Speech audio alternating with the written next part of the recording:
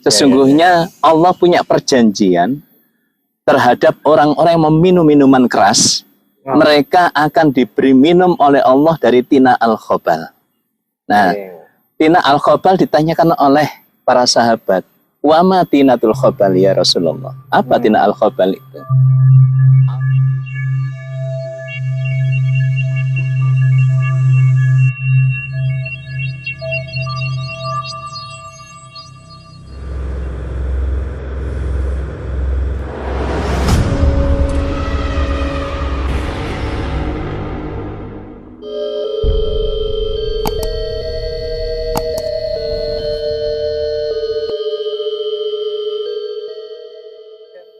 Sahabat Ekspedisi Iman, ketemu lagi di Semis segmen misteri 6.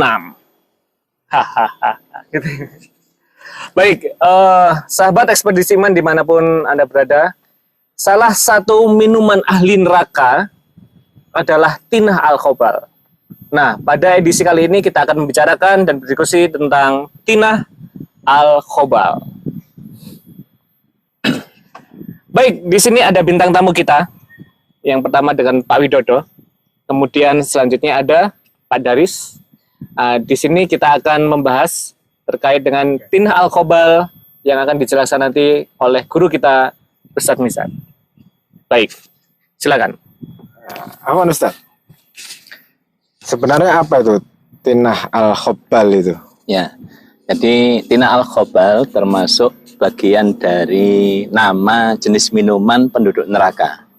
Nah, kita merujuk kepada pengertian tinah al-khobal di salah satu hadis Rasulullah SAW dan riwayat Bukhari mengatakan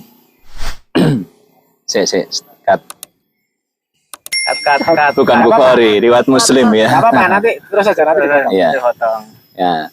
Dalam salah satu hadis riwayat Muslim, Rasulullah mengatakan inna alallahi ahdan liman syaribal muskir ayuskiyahu min tinatil khobal.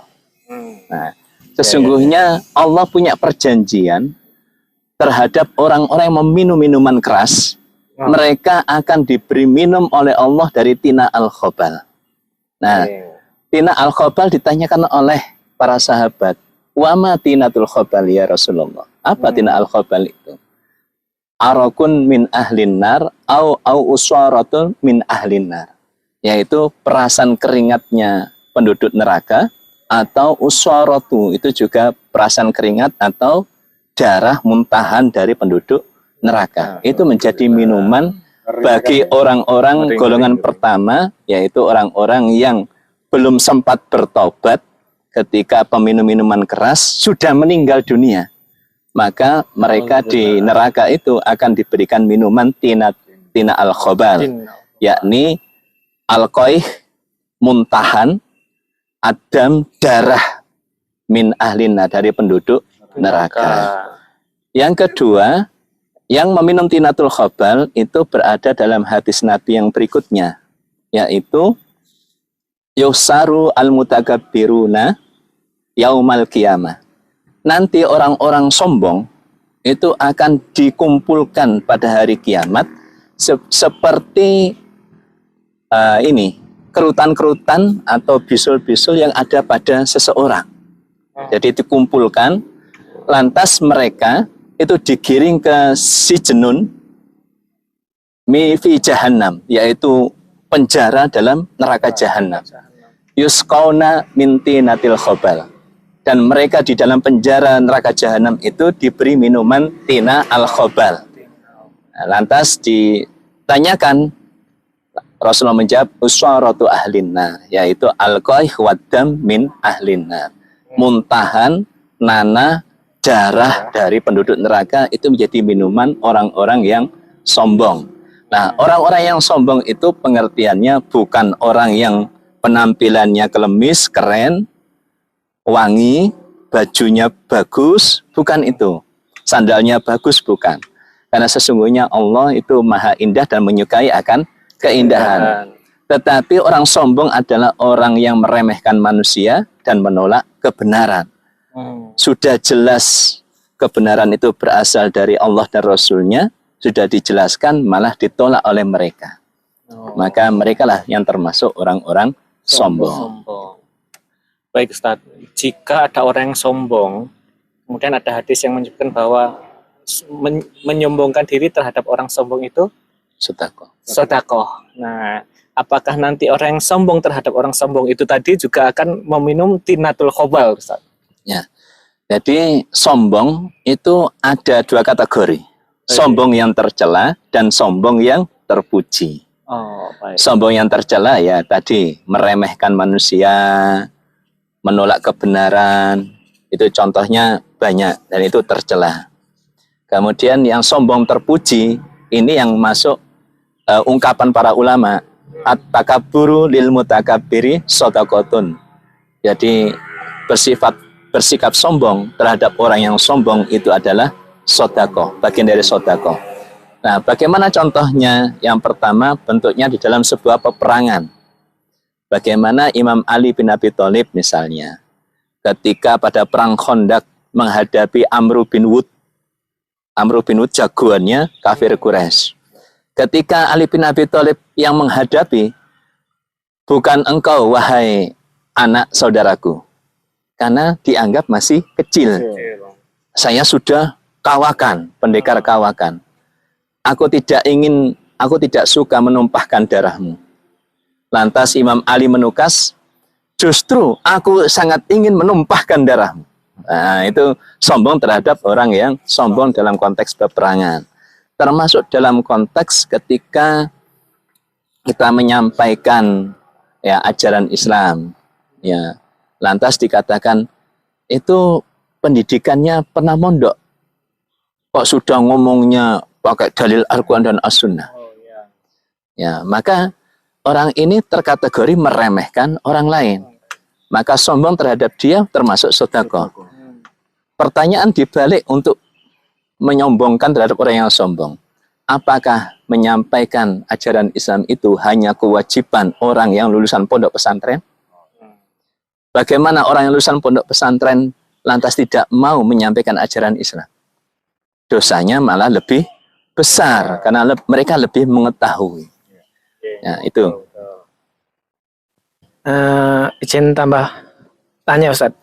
Nah, jadi sebagai seorang Muslim sendiri itu bagaimana agar kita itu bisa terhindar dari sifat sombong, Ustadz? Ya. Ya, yang pertama kita buat perbandingan. Ya. Kita ambil air mentah dari sumur. Siapa yang mau minum air mentah dari sumur yang jernih atau air dari keran yang jernih? Jenengan semua mau, ya? Bisa. Bisa. Tapi ketika ada manusia yang fisiknya gagah, ganteng, wis kayak artis gitu, lantas meludah di wadai gelas sampai penuh, siapa yang mau minum? Tidak ada yang mau minum. Padahal itu orang yang gagah. Apalagi orang yang tidak gagah. Orang yang ganteng, apalagi orang yang tidak terkategori ganteng. Nah, ini aja dengan air sumur saja yang berasal dari tanah yang di bawah, ini kita sudah kalah. Banyak perbandingan yang kita bisa buat, ya. Itu untuk menundukkan orang-orang yang punya rasa sombong. Yang berikutnya diajari oleh Allah Subhanahu wa taala sendiri. Wala tamshi fil ardi maraha. Janganlah kalian berjalan di muka bumi dengan kesombongan, yaitu meremehkan orang dan menolak kebenaran yang disampaikan pada kita. Innaka lan tahriqal ardo wa lan tablughal jibala tula. Sesungguhnya kalian manusia tidak mungkin tingginya itu tidak mungkin bisa menembus bumi dan tingginya menjulang sampai gunung. Kalah tinggi dengan gunung. Terus apa yang disombongkan? Ketika berada di ketinggian, maka manusia itu debu pun nggak kelihatan manusia itu. Kalah dengan pepohonan, masih terlihat dari kejauhan. Nah, ini juga menunjukkan kelemahan manusia. Dari sisi fisik dengan binatang pun manusia kalah kalau tidak punya akal. Nah, ketika punya akal, maka manusia diberi kemampuan untuk bisa mengelola dan menguasai alam. Nah, maka yang berikutnya, maka itu menyadarkan agar kita senantiasa tunduk dan patuh kepada pencipta diri kita. Gitu. Karena wafi anfusikum afala tubsirun. Dalam diri kalian maka perhatikanlah, renungkanlah. Siapa yang menanam gigi, siapa yang mengatur sistem pencernaan dan dalam tubuh kita? Allah Subhanahu wa taala. Itu untuk menundukkan rasa sedikit ada kesombongan, ya itu untuk dilenyapkan sebelum menjadi besar. Baik. Baik, cukup Pak Wiwit, Pak Daris. Cukup. Ada tambahan? Cukup ya, Ustaz? Ya, Cukup ya? cukup. Oke, terima kasih. Baik, itu tadi teman-teman sekalian terkait dengan Tinatul Khobar, yaitu sudah minuman yang dikhususkan untuk para peminum khamr dan orang-orang yang sombong. Nah, simak lagi semis di episode berikutnya. Tetap di Ekspedisi Iman, jangan lupa subscribe channel ini agar kalian bisa terus mengikuti konten-konten menarik dari Ekspedisi Iman. Terima kasih. Wassalamualaikum warahmatullahi wabarakatuh. Waalaikumsalam warahmatullahi wabarakatuh.